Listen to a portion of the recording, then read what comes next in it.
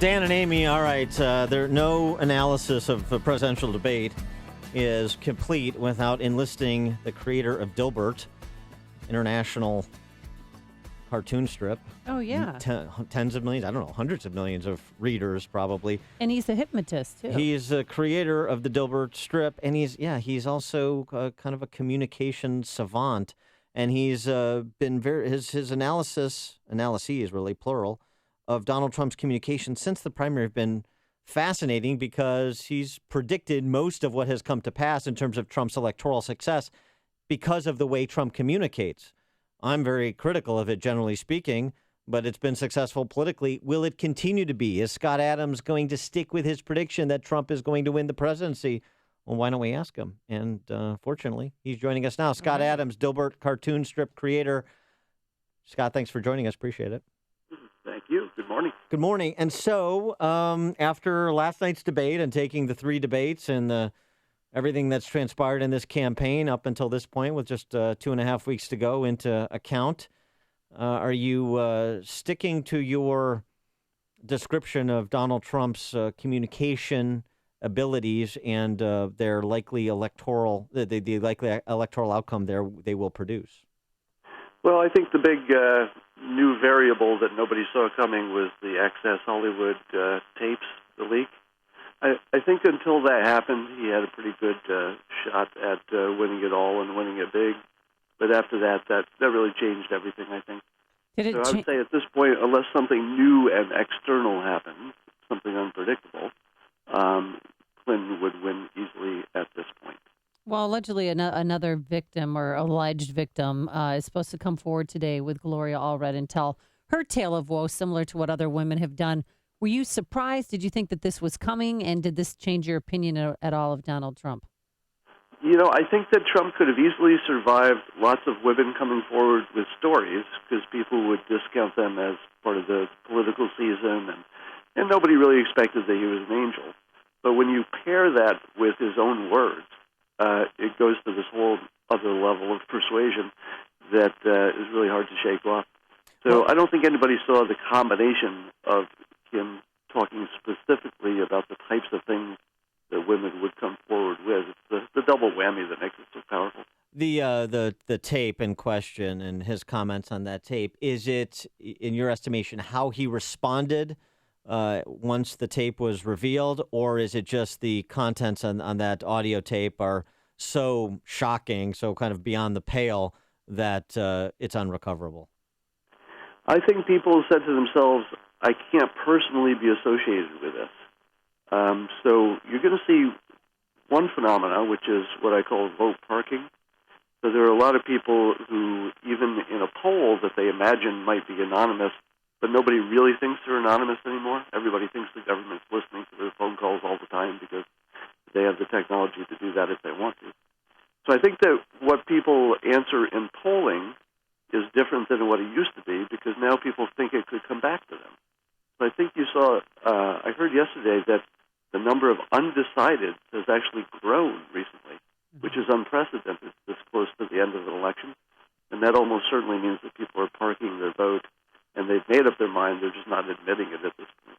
So there could be a big hidden Trump phenomenon, a shy Trump supporter thing. I think that's almost certainly true. The only thing we don't know is if it's big or small.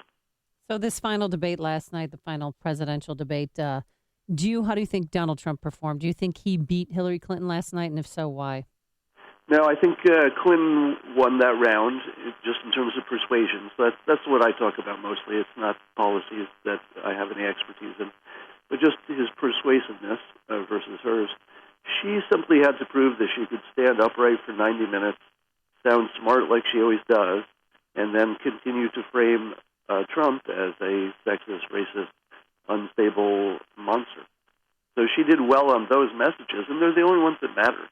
Because if you talk to anybody who's a Clinton supporter, just someone on the street, and say, why are you voting for her? They never say it's because of TPP or because of her policies or because of her taxes. They never say that.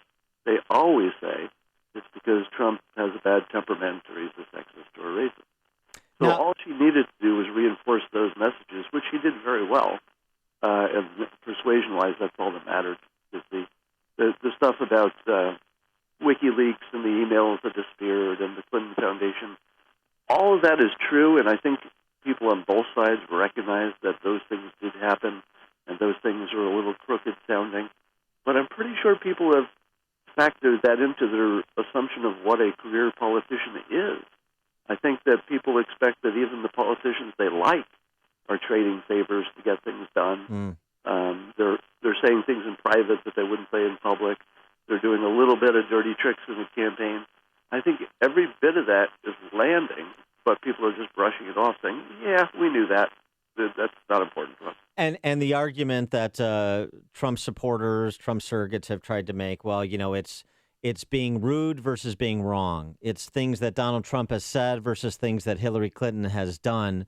You don't think those are persuasive tactics to take? No, they're not, because all the stuff that Clinton has done has the same characteristic, which is that it has no emotional content. The fact that Saudi Arabia gave her some money and something did or did not happen because of that, or might not happen, it's all kind of vague. It doesn't have there's no visual to it. It just doesn't hit you in any part of your senses that matter to you. But when you hear the Access Hollywood tape and you hear Trump's own words, if you're a woman or you have daughters or something, that's shocking at a deeper level. And yeah. That goes right past your rational filter and goes right to your core. Yeah, I mean, the way I could, the comparison I made was to like the Ray Rice video versus another football player, Greg Hardy, who beat his girlfriend within an inch of her life. Nobody knows who Greg Hardy is. Everybody knows who Ray Rice is because they saw the video of him punch out his girlfriend in the elevator. And so it seems like in order to be persuasive or compelling, it has to be in video or audio, not print. Yeah, in this case, the audio in question, the Access Hollywood audio, is visual in its audio parts, meaning that he was describing something physical. I won't repeat what he said. Yeah, right. But everybody has a very vivid image in their mind of the things he was talking about. And it draws a visceral response. All right, he's Scott Adams, the creator of the Dilbert cartoon series and strip, and also a communication expert. Always very interesting insights. And the point about people kind of expect that of politicians, even the ones they like, and so it's kind of built into the price of Hillary versus Trump is a pretty interesting one. Scott, thanks as always for joining us. Appreciate it. All right, thank you. And he joined us on our turnkey.pro answer line.